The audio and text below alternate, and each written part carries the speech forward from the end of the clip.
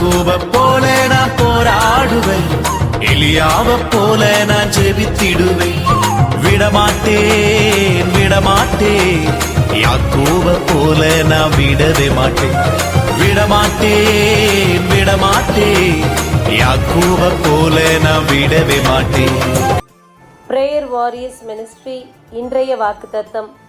திருப்பாடல்கள் அதிகாரம் 55, இறைவார்த்தை 21. அவன் பேச்சு வெண்ணையிலும் மிருதுவானது, அவன் உள்ளத்திலோ போர் வெறி. அன்பார்ந்தவர்களே, இன்றைக்கு நம்மில் அநேகர் இப்படித்தான் இருக்கின்றார்கள்.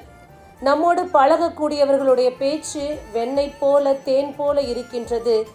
ஆனால் அவர்களுடைய உள்ளமோ கூரிய வாளாக இருக்கின்றது. உள்ளத்தில் ஒன்றும் உதட்டில் ஒன்றும் பேசக்கூடிய மனிதர்களை இன்று நாம் சகவாக காண்கின்றோம். நம் முன்னாடி நம்மை புகழ்வது போல புகழ்ந்துவிட்டு நமக்கு பின்பாக நம்மை இகழக்கூடிய வார்த்தைகள். இப்படிப்பட்ட வார்த்தைகளை கேட்கும்போது நமக்கு மிகவும் கவலையாக இருக்கின்றது, துக்கமாக இருக்கின்றது.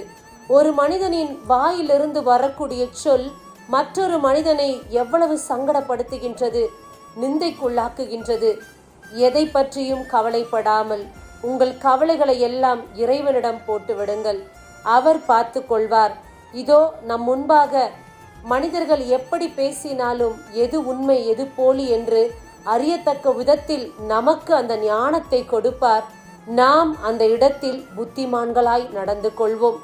நம்முடைய கவலை இன்றைக்கு அநேகமாயிருந்தாலும், மற்றவருடைய வார்த்தையினால் மற்றவருடைய செயல்களால் காயப்பட்டிருந்தாலும் இறைவனிடத்தில் ஒப்புவித்து விடுவோம். அவர் பார்த்து கொள்வார்.